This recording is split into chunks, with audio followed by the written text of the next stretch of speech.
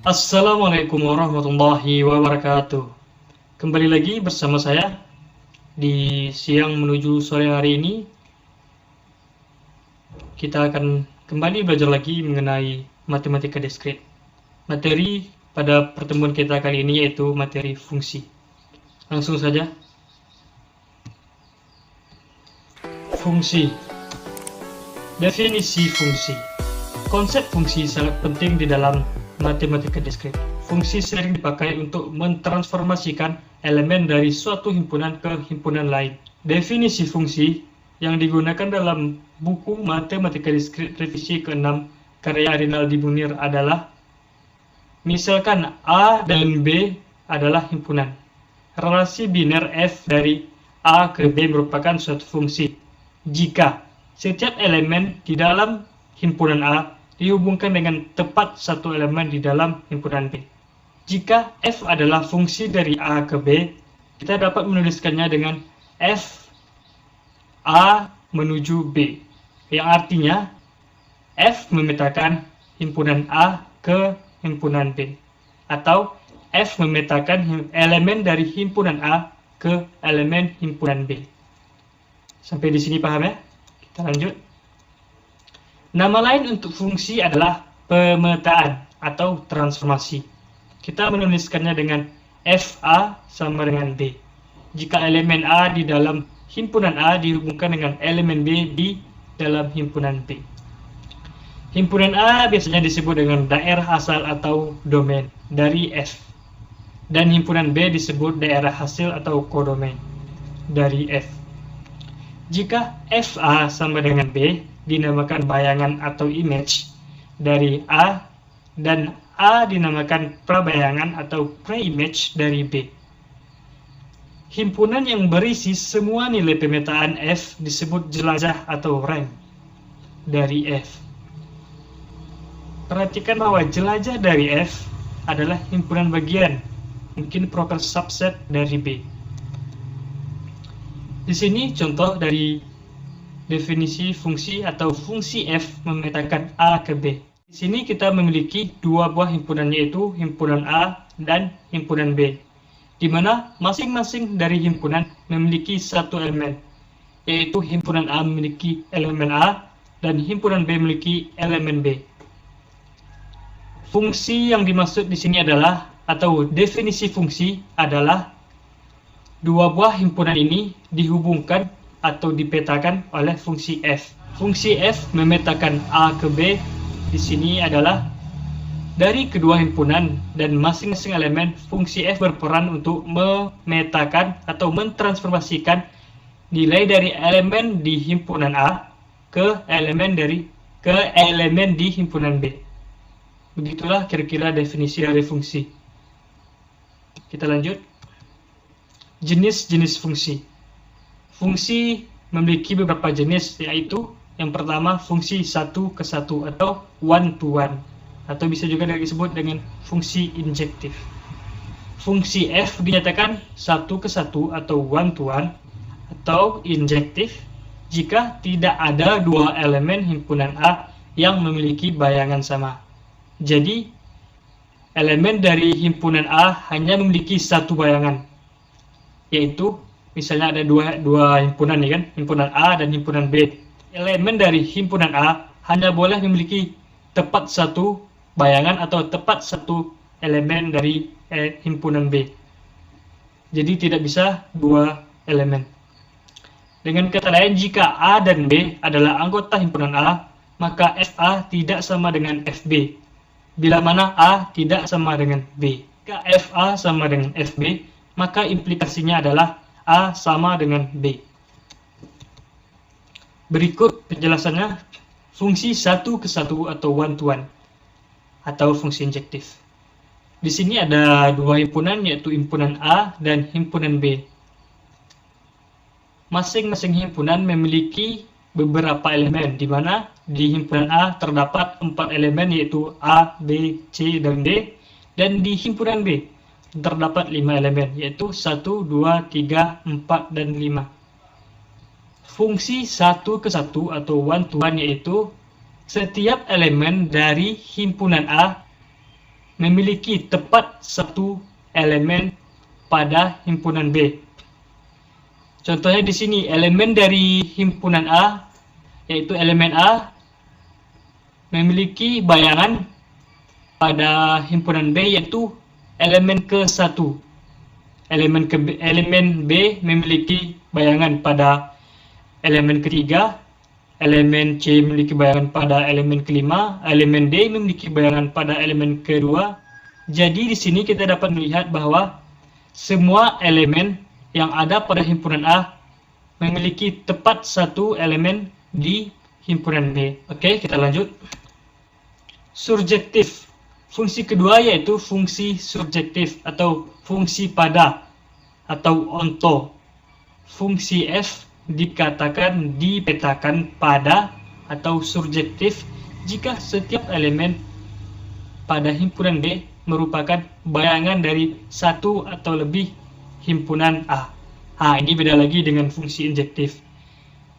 Jika fungsi injektif tidak boleh himpunan A memiliki lebih dari satu bayangan atau lebih dari satu elemen pada himpunan B, maka pada fungsi surjektif setiap elemen B merupakan bayangan dari satu atau lebih himpunan A. Jadi kalau di fungsi surjektif nih, himpunan B boleh memiliki lebih dari satu bayangan pada himpunan A. Dengan kata lain, seluruh elemen B merupakan jelajah dari F. Fungsi F disebut fungsi pada himpunan B. Semua elemen di himpunan B merupakan peta dari elemen-elemen pada himpunan A. Atau rank A sama dengan B atau FA sama dengan B. Berikut contohnya fungsi pada atau surjektif. Di sini terdapat dua himpunan yaitu himpunan A dan himpunan B, di mana masing-masing dari himpunan memiliki beberapa elemen, yaitu himpunan A ada 4 elemen dan himpunan B memiliki 4 elemen. Kita ingat kembali dari fungsi surjektif, yaitu setiap elemen B boleh memiliki satu atau lebih bayangan pada himpunan A. Untuk di contoh ini, pada elemen B, setiap elemen pada himpunan B memiliki satu saja bayangan pada himpunan A. Jika elemen B memiliki lebih dari satu bayangan pada himpunan A, itu tidak apa-apa, masih merupakan fungsi surjektif. Oke, kita lanjut. Bijeksi. Fungsi bijeksi. Korespondensi 1:1. Fungsi F dikatakan berkoresponden 1:1 atau bijeksi jika ia fungsi 1:1 dan juga fungsi pada. Jadi, dia bisa dikatakan fungsi bijeksi jika merupakan fungsi one-to-one atau fungsi 1:1 dan juga merupakan fungsi surjektif. Contohnya, relasi F, yaitu 1,U, 2,W, dan 3,V. Dari A sama dengan 1,2,3. Ke himpunan B yaitu UVW adalah fungsi berkoresponden 1:1 karena F adalah fungsi 1:1 maupun fungsi pada. Kita lanjut. Konstan. Suatu fungsi F dari A ke dalam B disebut fungsi konstan jika elemen B pada himpunan B yang sama ditetapkan untuk setiap elemen dalam himpunan A. Dengan kata lain, FA menuju B adalah suatu fungsi konstan jika daerah nilai dari fungsi F hanya terdiri dari satu elemen. Misalkan fungsi F didefinisikan oleh diagram. Himpunan pertama memiliki elemen A, B, dan C, kemudian himpunan kedua memiliki elemen 1, 2, dan 3. Pada himpunan pertama, elemen A menuju ke elemen 1, elemen B menuju ke elemen 2, elemen C menuju ke elemen 1. Maka F bukan fungsi konstan karena jangkauan dari F terdiri atas 1 dan 2. Oke, kita masuk ke sesi latihan. Setelah sebelumnya kita mempelajari mengenai fungsi, mengenal apa itu fungsi, apa itu jenis-jenis fungsi dan contoh-contohnya, kita akan masuk ke sesi latihan. Jika kawan-kawan semua telah mempelajari serta menyimak dengan baik penjelasan yang telah saya jelaskan sebelumnya, pertanyaan pada latihan ini sangatlah mudah untuk kita jawab. Oke, kita langsung saja jawab pertanyaan dari soal latihan ini. Selidiki apakah fungsi f x menuju y pada pemetaan di bawah ini merupakan fungsi injektif atau fungsi surjektif. Sertakan penjelasan. Untuk pertanyaan pada bagian A, di mana himpunan X dipetakan oleh F menuju himpunan Y.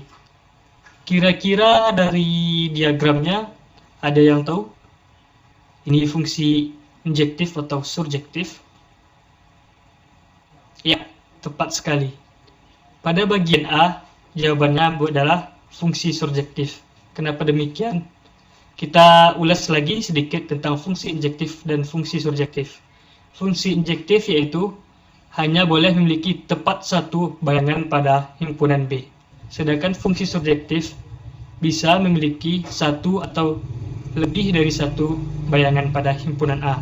Dan pada diagram ini, himpunan X memiliki lebih dari satu elemen atau lebih dari satu bayangan pada himpunan B. Jadi, untuk nomor A bukan merupakan fungsi injektif, melainkan fungsi surjektif. Karena pada himpunan Y memiliki bayangan satu atau lebih dari satu bayangan pada himpunan A. Oke, sangat mudah kan untuk jawaban bagian A, yaitu fungsi surjektif. Untuk pertanyaan bagian B, X dipetakan oleh G menuju Y. Apa jawabannya? Injektif? Saya rasa tidak. Surjektif? Ada yang tahu? Iya, jawabannya adalah bukan kedua-duanya. Kenapa demikian? Karena fungsi injektif yaitu hanya memiliki tepat satu bayangan pada himpunan B. Di sini kita lihat, himpunan X memiliki lebih dari satu bayangan pada himpunan Y. Jadi, sudah jelas bukan fungsi injektif. Dan rules dari fungsi surjektif yaitu boleh memiliki satu atau lebih bayangan pada himpunan X atau himpunan A untuk rules-nya ya. Sedangkan pada latihan bagian B ini, diagram Y atau himpunan Y tidak memenuhi fungsi surjektif, di mana elemen ketiga tidak mempunyai bayangan pada himpunan X.